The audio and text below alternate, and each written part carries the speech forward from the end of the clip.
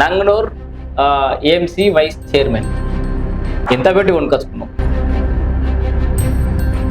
పార్టీలో కష్టపడి పార్టీ గుర్తించి అతి చిన్న వయసులో ఇచ్చింది. రాష్ట్రంలో బహుశా ఎవరికి ఇచ్చారో లేదో నాకు తెలియదు, కానీ మా అమ్మ 2006లో ఏకైక కాంగ్రెస్ మహిళా సర్పంచ్, ఏకైక మహిళా సర్పంచ్ 2006లో.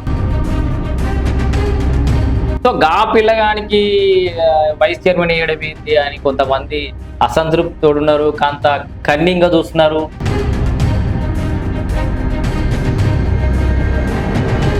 సిద్దిపేటలకు ఇదొకటి అంటే మన ఏమంటారు బయాట్ అయిపోయింది రైమ్ లెక్క. జగ్గన్న, దామన్న, పొన్నమన్న, మైనంపల్లన్న,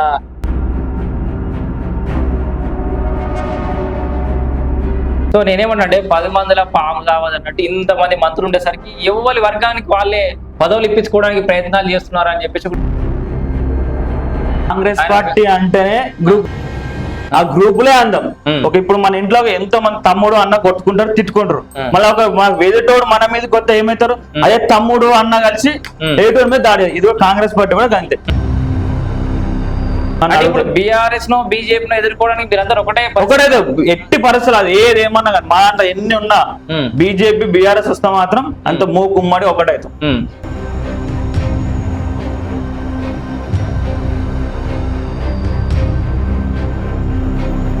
ఎందుకు ఆయన మినిస్టర్ ఉన్నప్పుడు ఆయన క్యాంప్ ఆఫ్ మినిస్టర్ చేసారు, నేను కూడా చేసినాం అప్పుడు. ఎమ్మెల్యే ఉన్నప్పుడు మినిస్టర్ తిరుగులేని నాయకుడు హరీష్ రావు అంటే ఒక్క రోడ్ షో చేసి 1,00,000 ఓట్ల మెజార్టీ చేసుకున్న నాయకుడిని మీరు వడగొడతామని మీరు కలలు కనడము.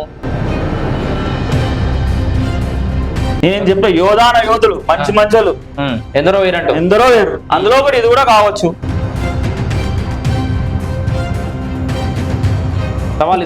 రేవంత్ రెడ్డి వస్తే లేదు, మా ఇన్ఛార్జ్ సరిపోతుంది. ఇప్పుడు హరీష్ రావు ఎదుర్కొంటలేడా? హరీష్ రావు ఓడిపోవడం ఖాయమంటూ ఖాయమే కాదు. ఎందుకు అది కూడా మా హరికృష్ణ చేతిలో ఓడిపోదు. అక్కడ హరీష్ ఇక్కడ హరికృష్ణకు ఇద్దరు మధ్యలో పోటీ. రానున్న రోజులు హరికృష్ణ గెలుస్తాడు సిద్దిపేట నుంచి.